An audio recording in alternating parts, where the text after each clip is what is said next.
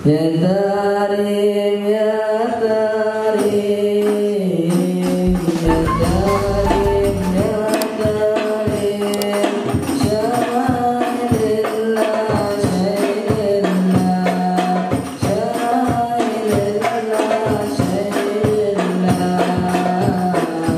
Ya Karim ya Karim Ya Karim ya Karim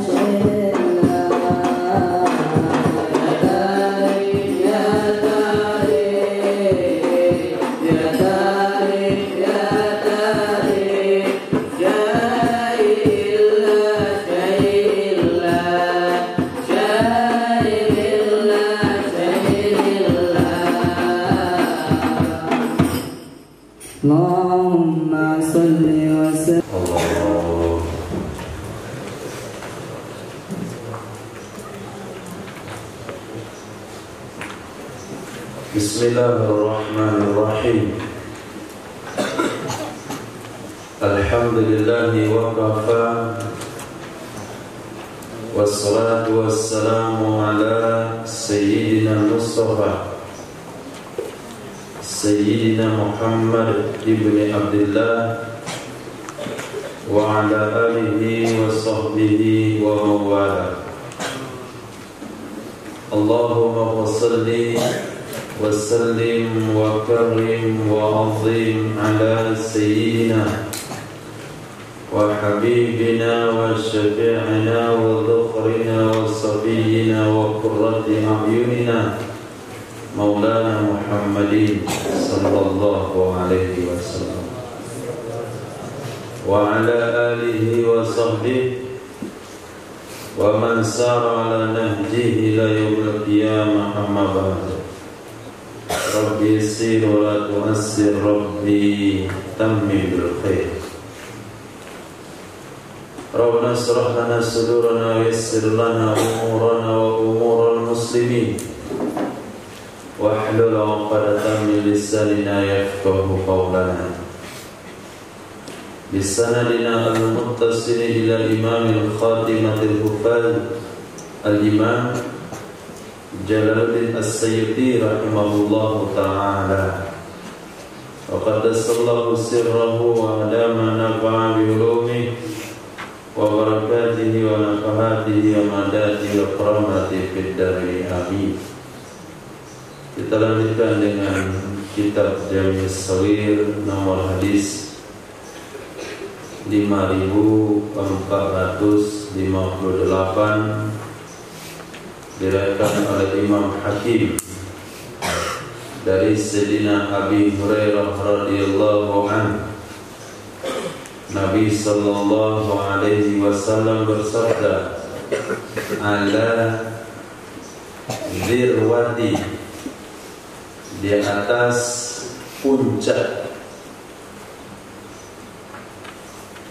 maknanya punggung,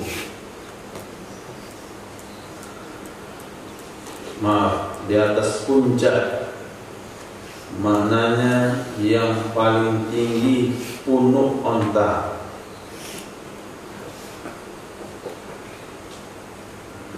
Pernah lihat onta? Sayangnya yang lebih tinggi nggak ada. Jumpa onta ada mulai. Ada? Nggak ada. Jadi onta itu ada dua punuk. Ada satu punuk, yaitu satu daging yang ada di atas punggungnya. Nah, puncaknya itu namanya zarwah. Puncak gunung Ziratul Jabal. Puncak jihad, puncak pengorbanan adalah jihad. Zirwatul iman, jihad. Kemudian puncaknya, di atas setiap puncak, setiap onta, syaitan, ada setan. Di atas setiap puncak, artinya paling tinggi punuk setiap onta, syaitanun, ada satu setan. Famtahinuhunna, maka uji oleh kalian. Imtahinu, imtihan, uji. Mumtahanah, perempuan yang diuji. Surah Mumtahanah, perempuan yang diuji. Famtahinuhunna, maka uji oleh kalian akannya onta. Bagaimana cara ujinya? Birrukubi, dengan dikendarai, dengan dinaiki, dengan ditunggangi. Fa innama yahmidullahu ta'ala, maka hanya saja menanggung, memikul oleh Allah Subhanahu wa ta'ala.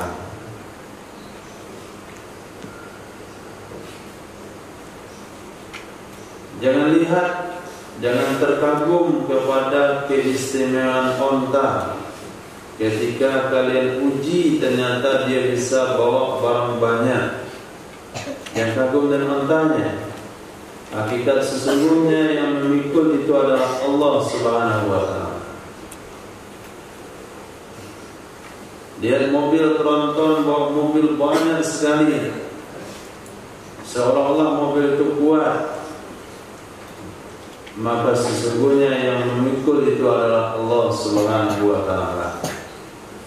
Pesawat besar isi 300 penumpang dan semua barang bawaannya, hakikat yang memikul itu adalah Allah Subhanahu wa ta'ala.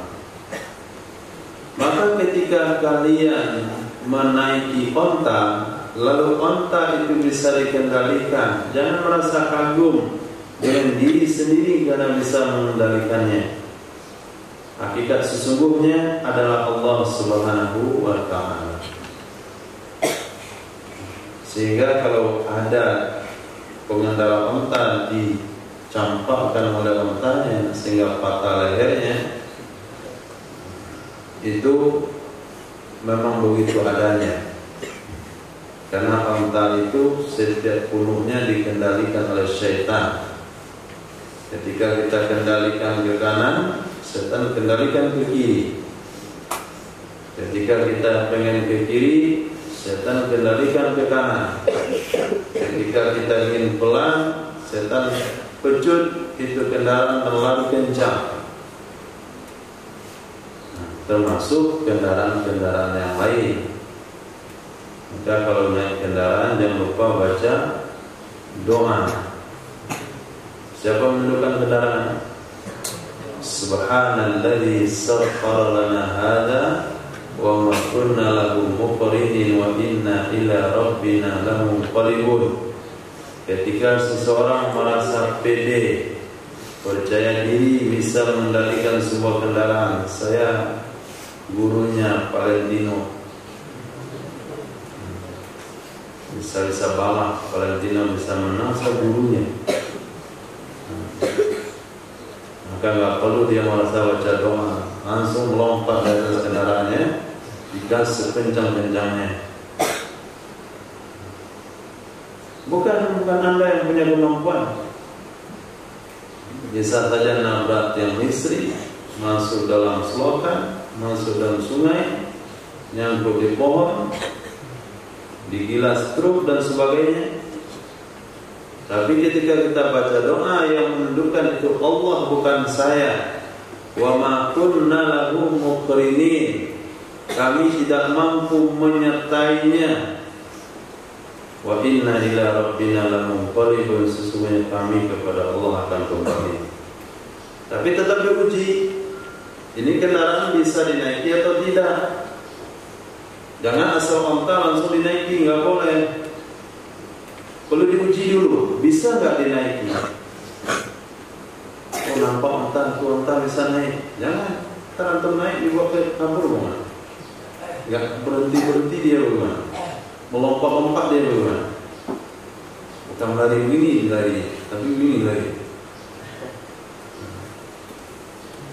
Kepelanting, jatuh, keinjak di leher. Innalillah. Maka perlu imtihan dulu, diuji dulu, bukan asal onta dinaiki. Jangankan onta, kuda perlu juga dipelajari.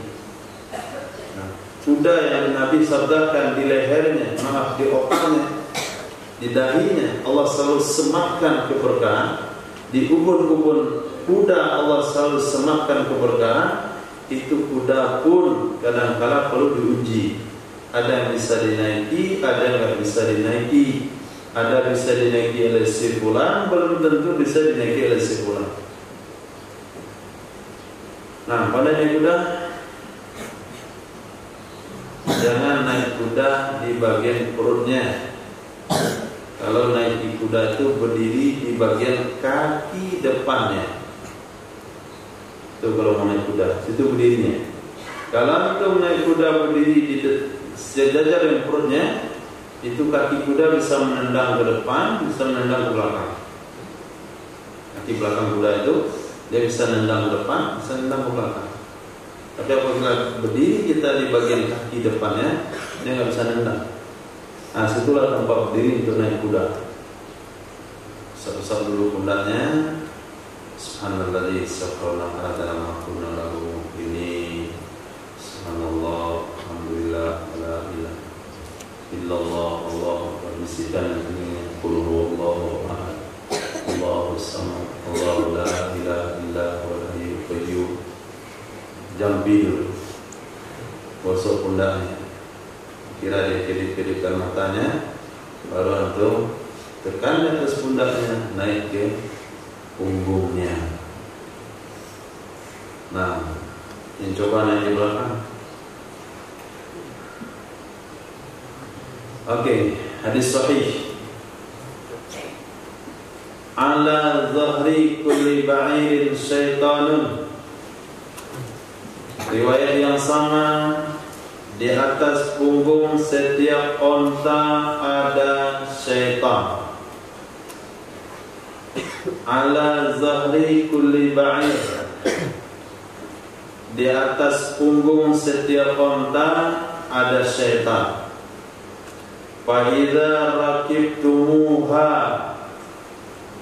maka apabila kalian mengendarai, menunggangi akannya onta, fasamullah, maka bacalah oleh kalian nama Allah. Bismillah. Itu kalau mau naik. Kemudian Al-Quran katakan,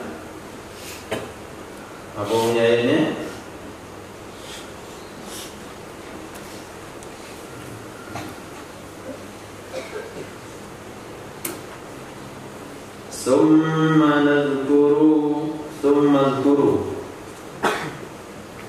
Summa adhkuru ni'mata rabbikum idza stawaitum alaihi. Nah, kemudian ingat nikmat Tuhan kalian apabila kalian sudah stabil di atasnya. Kalau mau naik, baca bismillah. Kalau sudah stabil di atasnya, sudah pas tempat duduknya, ingatlah nikmat Tuhan kalian. Apabila kalian sudah stabil, mengingat nikmat maknanya syukur, maka bacanya adalah Alhamdulillahirabbil alamin. Nah, ketika dia berjalan, baru baca doa Subhanalladzi sakhkhara lana hadza. Mau naik dengan Bismillahirrahmanirrahim. Dalilnya adalah hadis tadi, fa idza rakibtumuha fasamullah. Apabila kalian mengendarai akannya onta, bacalah nama Allah. Idza stawaitum alaihi, apabila kalian sudah stabil di atasnya, maka ingatlah nikmat Allah dengan ucapan Alhamdulillah. Nah, balik tiang. Nampak atau tidur, telah tidur. Summa la tuksiru an hajatikum.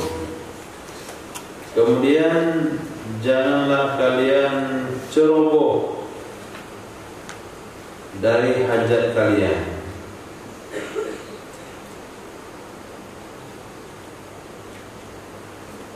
Janganlah kalian ceroboh dari hajat kalian.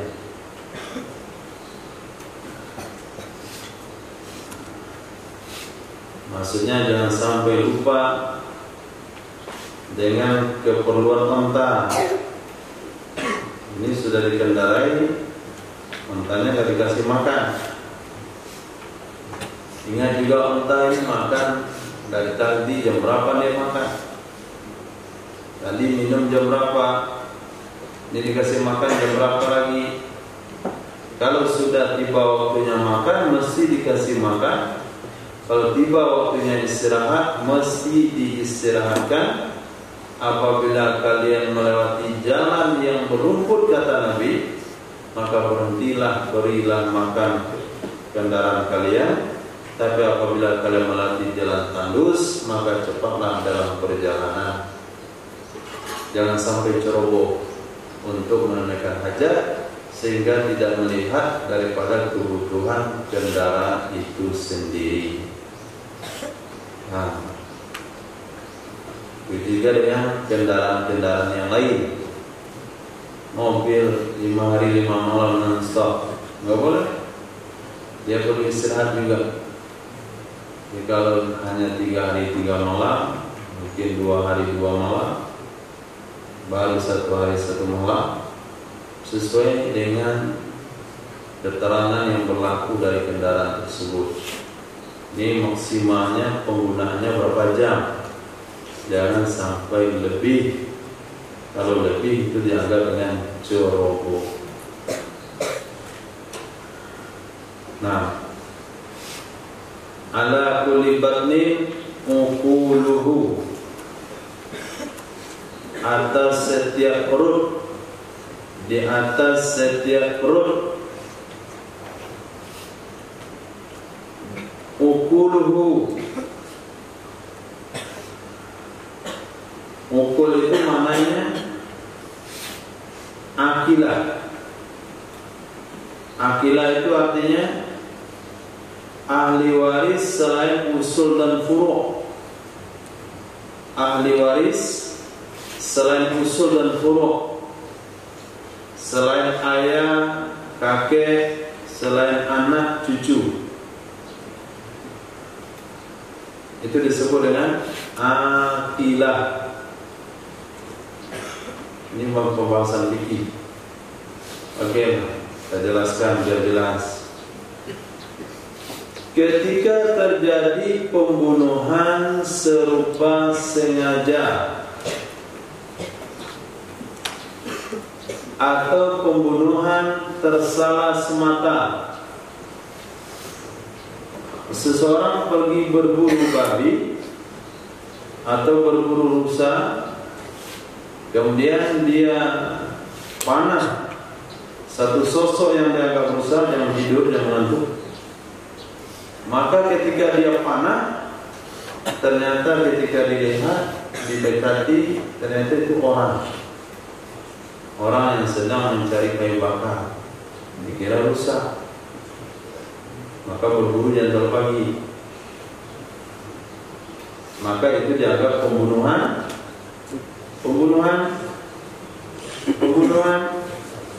tersalah atau serupa sengaja. Tersalah atau serupa sengaja.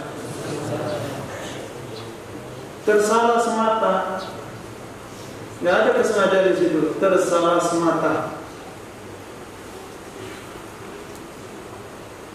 Misalnya ada santri tidur di boga dan di rotan tangan, mati ya. Itu disebut pembunuhan serupa sengaja. Nah, serupa sengaja. Kenapa disebut sengaja? Karena ada unsur kesengajaan memukul. Tapi memukul dengan benda yang tidak mematikan, di tempat yang tidak mematikan. Nggak ada rotan untuk mematikan. Di telapak tangan itu tidak tempat mematikan. Ini dipukul di perut misal. Ini di tempat yang tidak mematikan dengan benda yang tidak mematikan, ternyata mati. Itu disebut dengan pembunuhan serupa sengaja. Dua jenis pembunuhan tersebut tidak boleh dikisos, tetapi dibayar diat. Diatnya adalah 100 ekor onta. Nah, siapa yang bayar? Siapa yang bayar?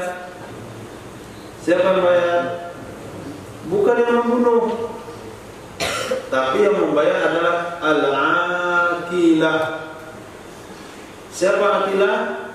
Ahli waris yang membunuh selain bapak kakeknya, selain anak cucunya. Bukan usul ke atas, bukan ayahnya, bukan kakeknya, bukan furu' ke bawah, bukan anak, bukan cucunya. Siapa lagi yang lain?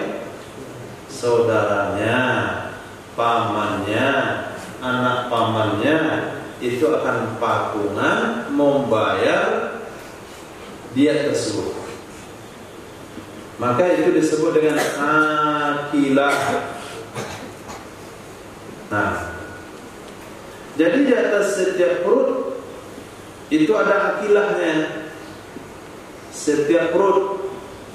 Maka siapa saja yang terlahir daripada perut yang sama dari pembunuh tersebut, dia kena akilah. Dia kena menanggung diat pembunuhan di atas setiap perut. Apa maksud di atas setiap perut? Misalnya seseorang memiliki saudara, berarti dia dan saudaranya keluar dari perut yang sama. Kemudian dia punya ayah, ayahnya itu punya saudara, berarti ayah saudara ayahnya itu keluar bersama ayahnya dari perut yang sama. Maka setiap ada kesamaan daripada perut itu kena akilah. Biar mudah dipahami, di atas setiap perut maksudnya kabilah, suku, itu bayar akilah dia. Perut itu bisa dimanakan suku. Di Arab disebut dengan kabilah. Kabilah Bani Tamim, Bani Aus, Bani Khazraj, Bani Sa'ud. Maka Sa'ud itu hari ini, keturunannya hari ini dari perut yang sama. Dari perut yang sama. Tapi karena di tempat kita itu bukan sebuah tradisi, kita nggak tahu dari perut yang mana. Di tempat kita kan hanya suku. Suku pun suku ibu, sehingga susah untuk dicari kabilah di tempat kita. Nah, hadis Imam Muslim, ala kulli salama, di atas setiap persendian,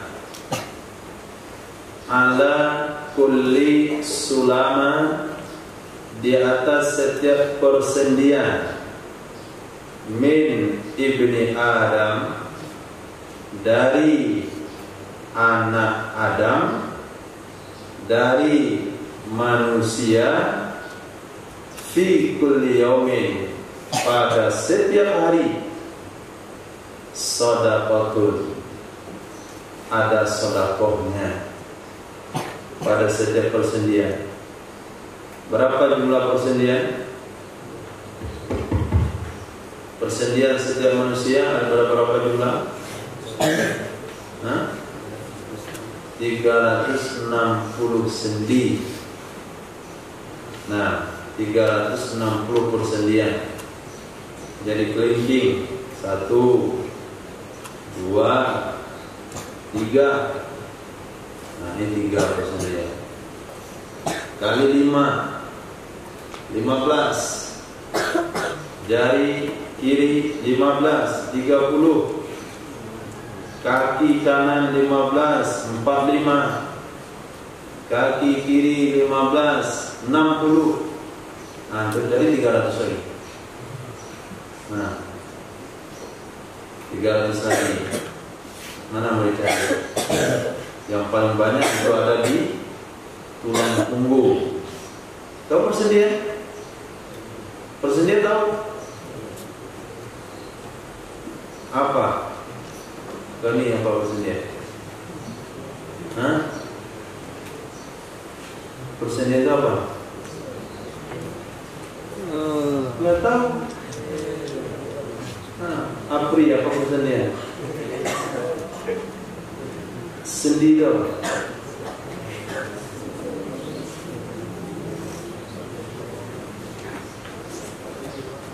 Nah, Zahra apa persendian?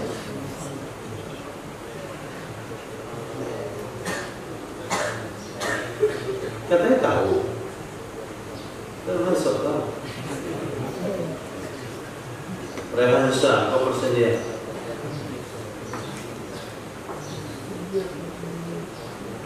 Rehan Syah, nggak tahu. Ya, kali persendian juga nggak tahu. Fatih, apa persendian?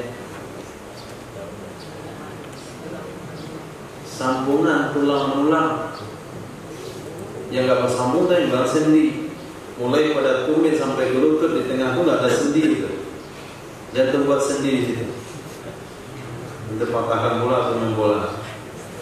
Nah, ada lagi sendi di situ. Jadi sendi itu persambungan tulang. Maka tulang punggung itu ada sambungannya ke bawah. Maka ketika kambing akikah itu nggak boleh dicincang, nggak boleh dipatahkan tulangnya, tapi dibuka persendiannya.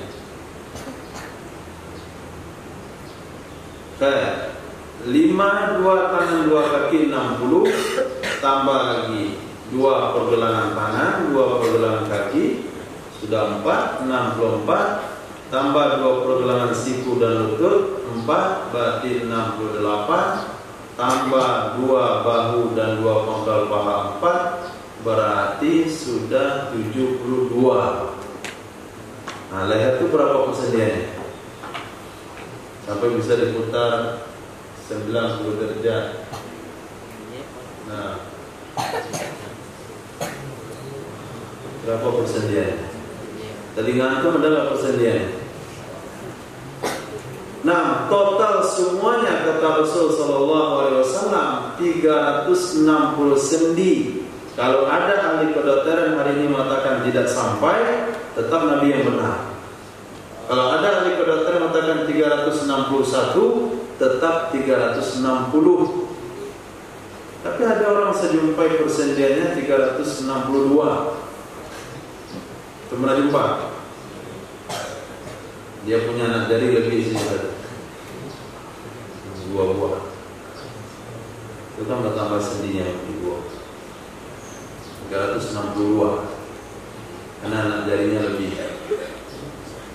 Nah, jadi orang normal 360 sendi. Setiap hari bayar pajak setiap sendinya dengan sedekah. Kalaulah 1000 saja setiap sendi, maka setiap hari harus bersedekah 360.000. Kalau 100 rupiah saja setiap sendi, berarti setiap hari harus bersedekah 3.600. Saya bersedekah 3.600 sehari. Nah, siap. 10 hari 36.000. Sebulan 126.000. Nah,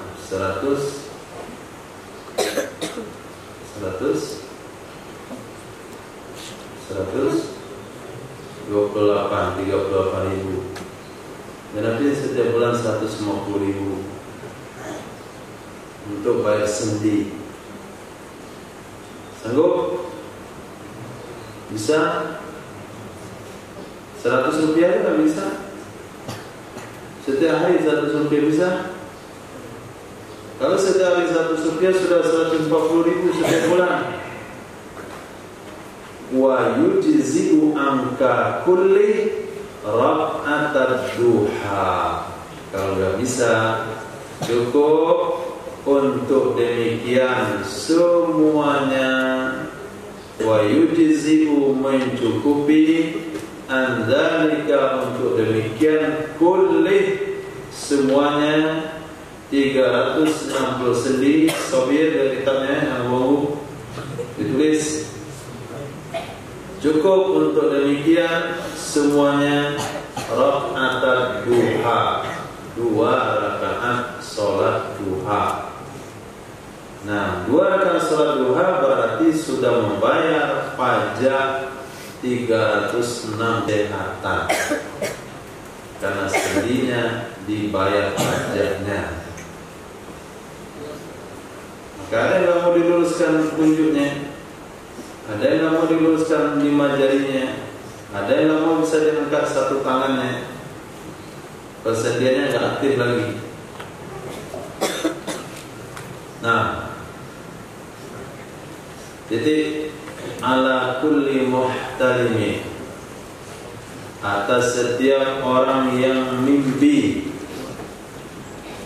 Muhtalim, atas setiap orang yang mimpi, maknanya balighin, orang yang sudah baligh. Rawahul jumu'ati, berangkat sholat Jumat. Atas setiap orang yang sudah baligh, rawahul jumu'ah, berangkat sholat Jumat. Jadi setiap yang sudah balik wajib sholat Jumat. Disebut muhtalim di sini karena biasanya orang itu balik dengan ihtilam. Baliknya seseorang bisa dengan hitungan usia, yaitu 15 tahun komariah atau 14,5 tahun syamsiah. Usia itu berapa? 14,5 tahun, berarti sudah balik, walaupun belum mimpi. Usia itu berapa? 11 tahun, sudah balik juga kalau sudah mimpi. Nah, jadi baliknya ada dua hal.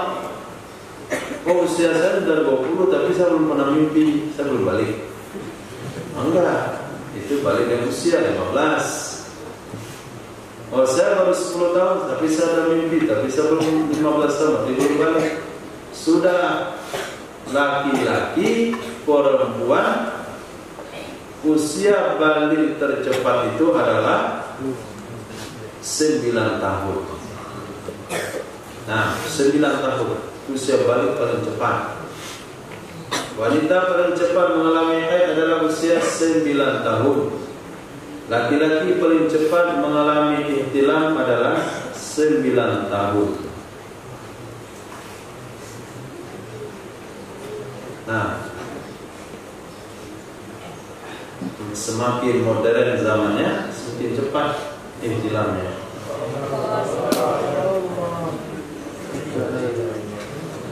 Zaman dulu selesai Zahra itu belum ihtilam. Zaman sekarang selesai Rajab sudah ihtilam. Perbedaan zaman. Haji, zaman sekarang itu zaman yang haji. Dikarenakan mengkonsumsi makanan serba instan. Nah, mengkonsumsi makanan serba instan itu menyebabkan seseorang berkembang lebih cepat. Bahkan ditemukan sebagian kasus ada wanita, anak wanita usia 8 tahun mengalami haid karena makannya mie instan setiap hari. Badan itu tumbang, tumbung, songeng. Menurut hukum fikih itu tetap belum dianggap haid. Nah, tapi ada perkara itu ditanyakan.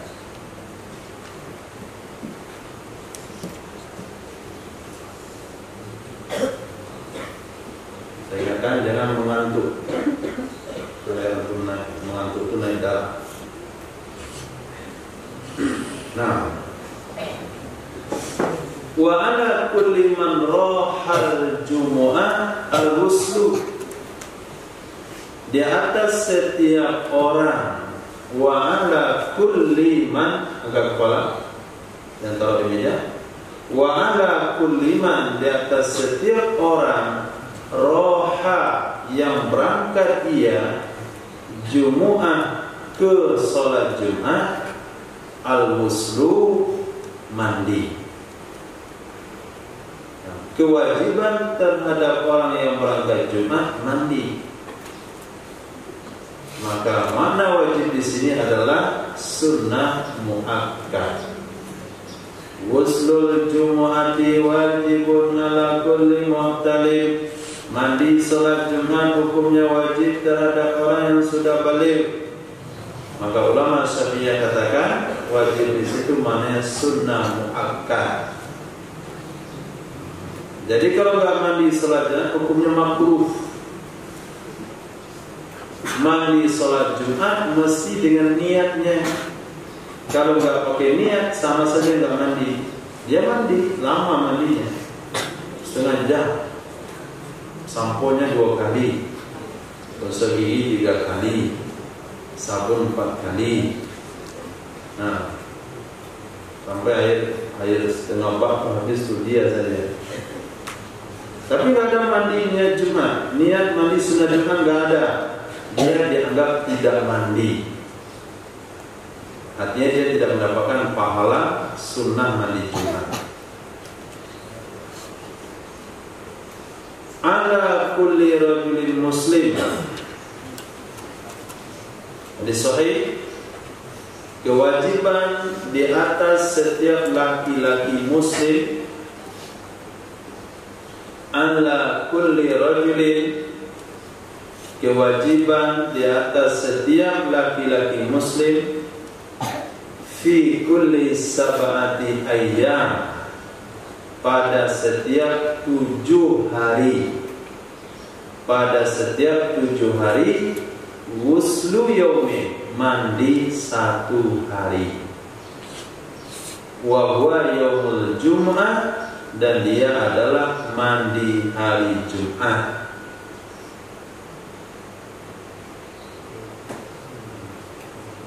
Itu seminimal-minimalnya, semalas-malasnya, minimal mandi sekali dalam seminggu.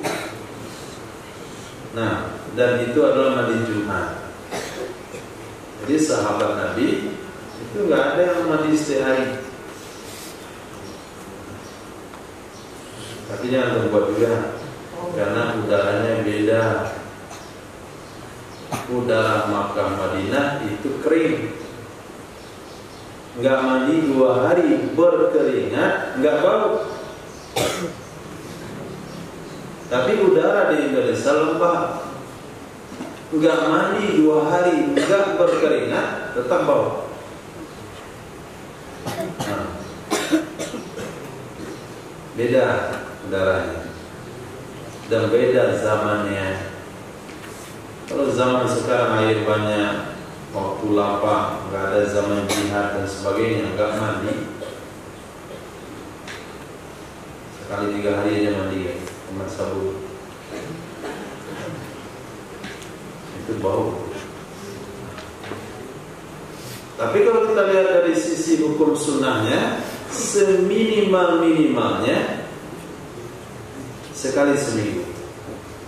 Tapi kan ada mandi-mandi sunnah yang lain. Pertama, mandi ketika hadir majelis zikir, hadir ketika mandi ketika mau sholat tarawih, mandi ketika setelah memandikan jenazah, mandi untuk sholat jamaah, mandi ketika berbau badan. Nah, ala kulli muslim shadaqah, kewajiban setiap muslim bersedekah. Kewajiban di atas setiap muslim memberikan sedekah. Fa illam yajid, maka jika dia tidak mendapati, fa illam yajid, maka jika dia tidak mendapatkan, fayamalu biyadih, maka dia bekerja dengan tangannya. Maka dia bekerja dengan tangannya. Fayanfa'u nafsahu, maka ia memberikan manfaat kepada dirinya. Maka ia memberikan manfaat kepada dirinya. Wa yatasaddaqu, dan dia bersedekah. ketika sahabat mendapatkan motivasi dari baginda Rasulullah sallallahu alaihi wasallam untuk bersedekah, maka sahabat keluar dari masjid untuk menjadi buruh menyiram tanaman. Pernah dilakukan oleh Sayyidina Ali bin Abi Thalib radhiyallahu anhu. Beliau keluar dari rumah kemudian menyirami 12 khotbah kepada perempuan. Kenapa kalian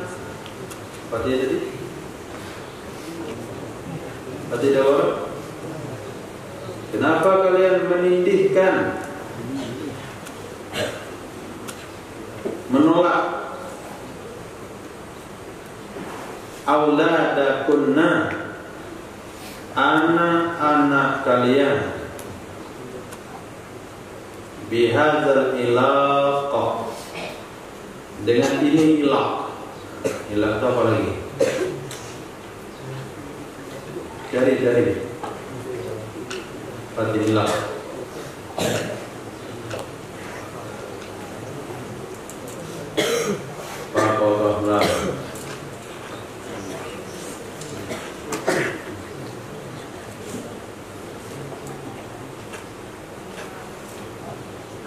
Menghisap-hisap jari yang indah, yang bagus. Halaqah pertalian.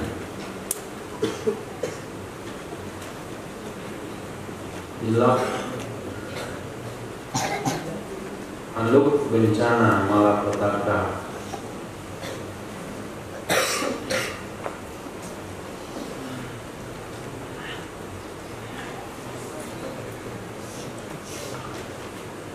Masya Allah, banyakkan kalimat.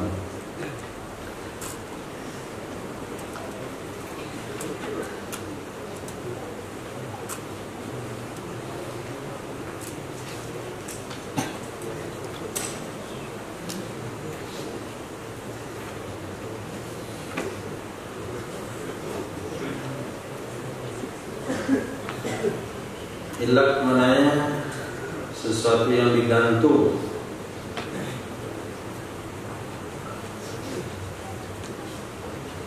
Nah, kenapa kalian mengelakkan mapoliwan? Artinya mengelakkan bencana, mengelakkan gangguan jin, mengelakkan musibah, mengelakkan kesialan atas anak-anak kalian dengan ini gantungan. Dengan ini gantungan. Nah, ini adalah kampung. Antum pernah lihat bayi-bayi di kampung? Diikat di pangkalannya buntalan kain, diikat di pinggangnya. Untuk apa ya? Hah? Untuk apa? Angka, jimat, supaya bayi tidak diganggu oleh kumul jin, oleh setan bayi itu apa namanya? Parasit. Parasit. Jin parasit.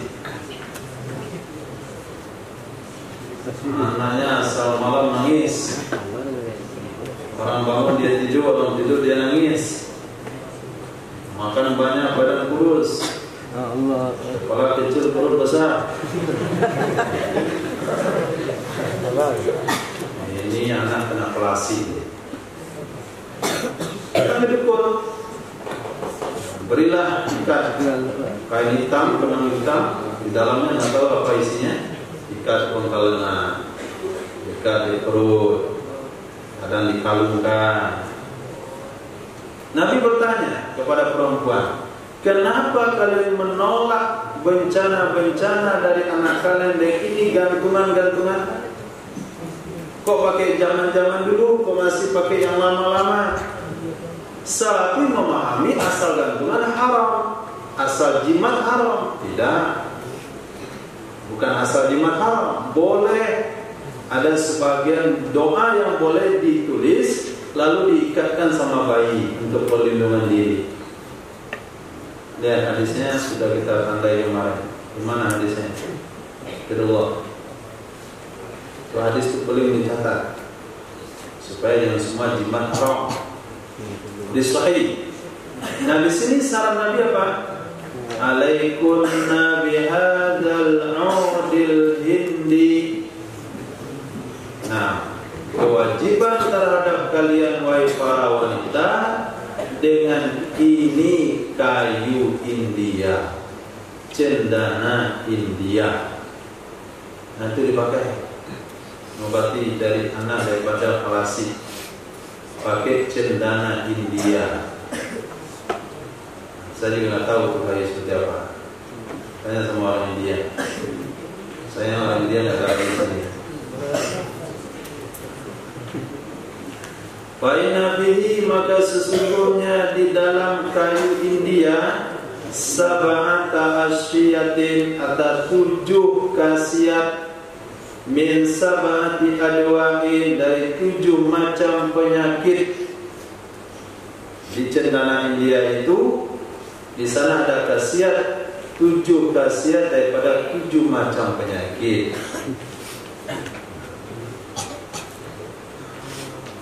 Beda sama obat-obat di itu, obat-obat kaki 5 jualan pakai mie.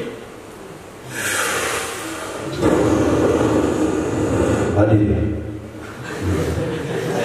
Mana dengar? Ini minyak. Obat seluruh penyakit. Bayi yang kencing malam, keseleo, salah urat, keselak, patah tulang, terkilir, bengkak, bisul, semua penyakit bisa diobatin minyak. Mantap sekali minyak.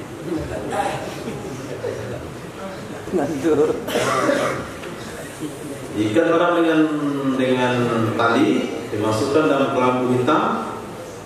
Nah, pasti minyak akan serupa dengan buaya, jadi buaya.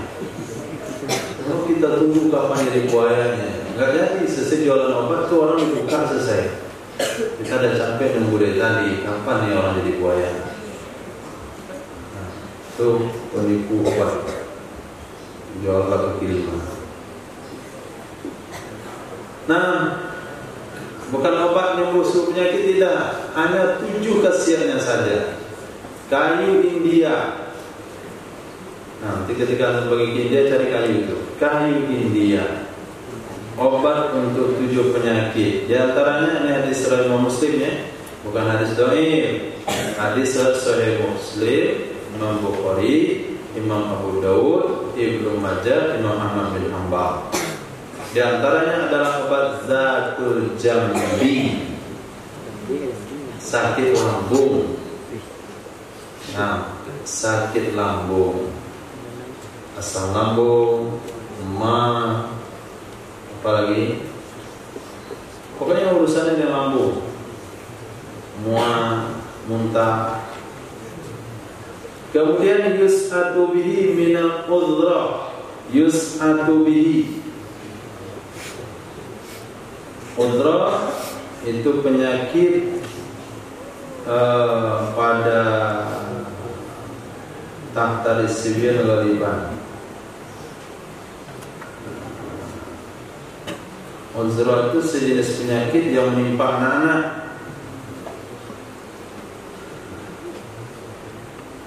Sejenis penyakit yang menimpa anak-anak itu disebut udhrah. Ada juga menerjemahkan luka di telinga dan di leher. Telinganya luka atau di leher.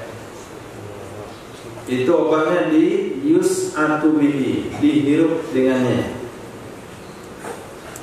Yus'atu bihi, dihirup dengannya. Betul nggak dihirup? Ya dulu kamus.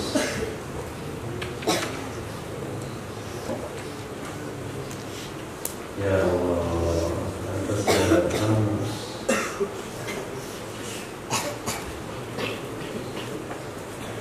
Sa'ato.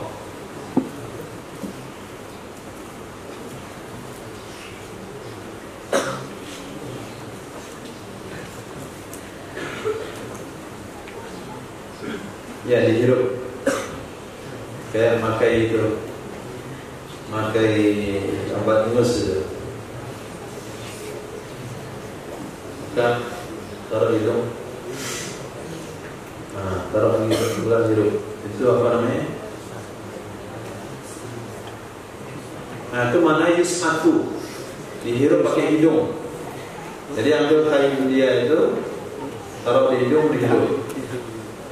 Nah, itu cara pakainya untuk penyakit uzra. Penyakit uzra itu adalah penyakit yang menimpa anak-anak yang menyebabkan berkudis di telinga dan di leher.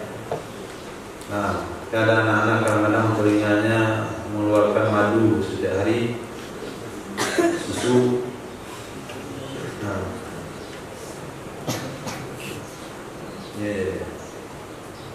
kamu sembuh-sembuh. Kalau sempat satu bangku dulu di SD, bangku panjang, kita duduk sebelah kirinya, kiri juga keluar. Mana cara buatnya? Ambil kayu India, hirup di hidung, maka kucing yang ada di telinganya akan berhenti. Luka yang ada di telinga di leher akan hilang. Wa yuladu bihi min dzatil jambi. Wa yuladu bihi min zatil jambi. Dan yuladu diobati dengannya kayu India dari penyakit zatil jambi. Zatil jambi, sakit lambung. Nah, cukup insyaallah.